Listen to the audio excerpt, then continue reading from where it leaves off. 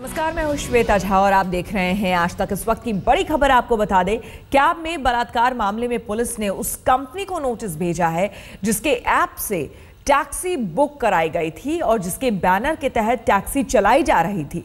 अमेरिकी कंपनी उबर को नोटिस भेजा गया है कि कल तक वो अपना बयान दर्ज कराए। इस बीच जांच में उबर कंपनी को लेकर कई चौंकाने वाले खुलासे हुए हैं। कंपनी ने बिना वेरिफिकेशन के ड्राइवर को रखा था।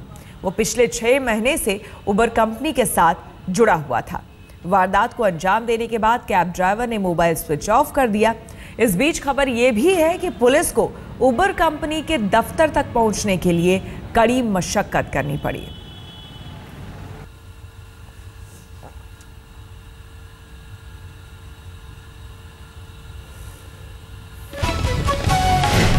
इस वक्त की बड़ी खबर आपको बताएं, कंपनी को नोटिस भेजा गया है पुलिस की तरफ से और कल तक अपना बयान दर्ज कराना है कंपनी को। उबर कंपनी को नोटिस भेजा गया है। आपको बता दें, बिना वेरिफिकेशन के ड्राइवर को रखा था इस कंपनी ने। ये एक अमेरिकन कंपनी है जिस ऐप के जरिए इस कंपनी के ड्राइवर को कॉल किया गया था, उसे बुलाया गया था, उस ऐप को भी नोटिस भेजा गया है और साथ ही साथ कंपनी को भी कहा गया है कि वो अपना बयान कल तक दर्ज कराए। ये एक अमेरिकन कंपनी है, उबर नाम से ये कंपनी चलती है जो कि टैक्सीज चलाती हैं। उसको भी नोटिस भेजा गया है और कल तक उसे अपना बयान दर्ज कराना है। ऐसे में आपको बता दें, बिना वेरिफिकेशन के ड्राइवर को रखा गया था। इस कंपनी ने वेरिफिकेशन नहीं कराया था इस ड्राइवर का और बेहद चौंकाने वाले खुलासे हुए हैं। पिछले 6 महीने से उबर कंपनी के साथ ये ड्राइवर जुड़ा हुआ था, यहां पर काम कर रहा था। वारदात को अंजाम देने के बाद कैब का ड्राइवर उसने स्विच ऑफ कर लिया अपने मोबाइल को। और इस बीच खबर यह भी है कि पुलिस को उबर कंपनी के दफ्तर तक भी पहुंचने के लिए कड़ी मशक्कत करनी पड़ी। 3 तस्वीरें आप देख सकते हैं। पहली तस्वीर में आपको वो टैक्सी नजर आएगी जिसमें इस घटना को ये घटना घटी है, इस टैक्सी में ही आरोपी मथुरा का रहने वाला है। दूसरी तस्वीर में आप देख सकते हैं आरोपी का ये घर है, जो टैक्सी ड्राइवर था उसका ये घर है, क्योंकि टैक्सी मथुरा से बरामद हुई है।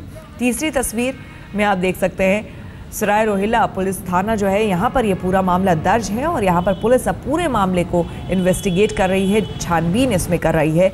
और इसी के तहत पुलिस ने नोटिस भेजा है, कंपनी को नोटिस भेजा है जिसके ऐप से टैक्सी बुक कराई गई थी और जिसके बैनर के तहत ये टैक्सी चलाई जा रही थी।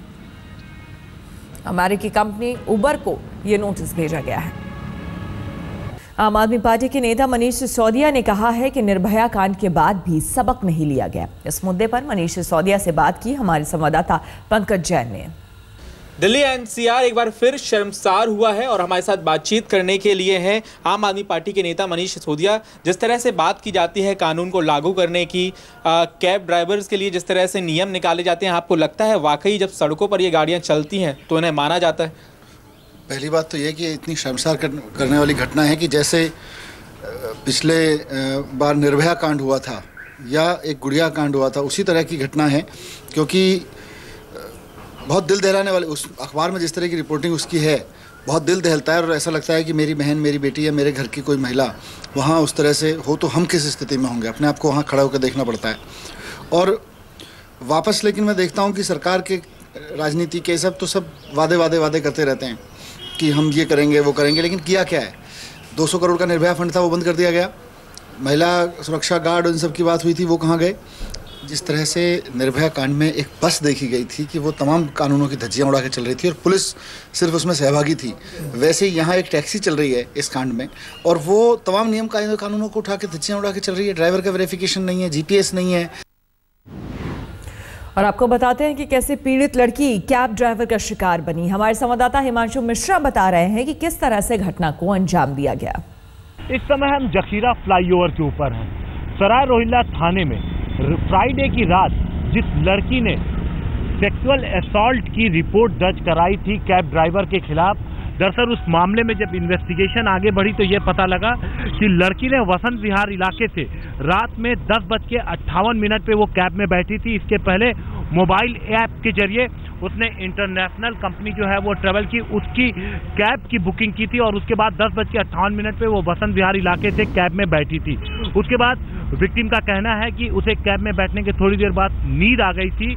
यहाँ पर जब पहुंचे, इन्वेस्टिगेशन जब आ गई तो पता चला कि जखीरा के इलाके में जब ड्राइवर पहुंचा तो वहां पर उसने देखा कि जो विक्टिम लड़की है वो पीछे की सीट पर सो रही है, जिसके बाद उसने फौरन ही जो अपने जो कंपनी से जो मैसेज के थ्रू कांटेक्ट करते हैं उसमें कॉल क्लोज दिखा दिया। उसने ये शो कर दिया कि जो पैसेंजर उसके साथ थी उससे उसने उसके घर उतार दिया है, जबकि उसने ऐसा किया नहीं था। उसने देखा कि लड़की सो रही है, उसके बाद वो आसपास के ही किसी सुनसान इलाके में वो लड़की को लेकर के गया जहां पे उसे सेक्सुअली असॉल्ट किया ड्राइवर ने, और उसके बाद उसे ये किसी को न बताने की बात किया, धमकी दिया उसने ड्राइवर ने उस विक्टिम को, और उसके बाद वो यहाँ से फरार हो गया।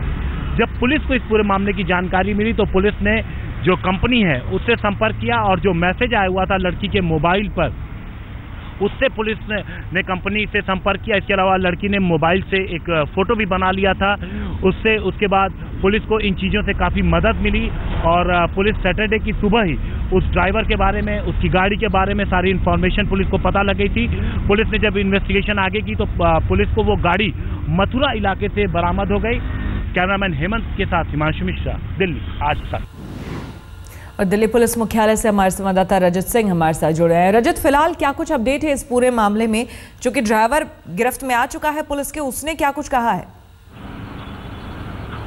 जी बिल्कुल, देखिए पुलिस ने ड्राइवर को पकड़ लिया है, अरेस्ट हो चुका है ड्राइवर, और जो अपना इकबालिया जुर्म है वो कबूल कर लिया। लेकिन उससे ज़्यादा बड़ी खबर ये है श्वेता, इस वक्त दिल्ली पुलिस मुख्यालय के बाहर प्रदर्शन चल रहा है। जेएनयू और आइसा के छात्र यहाँ पर पहुंचे जिन्होंने पुलिस के खिलाफ प्रदर्शन किया और उस कंपनी के खिलाफ प्रदर्शन किया जिस कंपनी की कैब है कि एफआईआर सिर्फ ड्राइवर के खिलाफ क्यों हुई है, उस कंपनी के खिलाफ भी एफआईआर होनी चाहिए जिस कंपनी की वो कैब थी। फिलहाल पुलिस उन प्रदर्शनकारियों को पकड़कर यहाँ ले गई है, अलग करने की कोशिश की जा रही क्योंकि वो कोशिश कर रहे थे अंदर आने की। और ये प्रोटेस्ट एक बार फिर से यही दिखाता है कि दिल्ली में जो सुरक्षा के तमाम दावे किए गए थे श्वेता, वो अभी तक पूरी तरह से पुख्ता नहीं है। लगातार जो घटनाएं हैं वो हो रही हैं और पुलिस फिलहाल मामले की जांच ड्राइवर से पूछताछ कर रही है कि क्या वो वजह थी जिसकी वजह से इस तरह का घिनौना कुकर्म उसने किया। हुई है 16 दिसंबर के बाद कितने सुधरे हालात, कई सवाल खड़े हो रहे हैं कि आखिर 16 दिसंबर के बाद हालात में कितना सुधार आया है।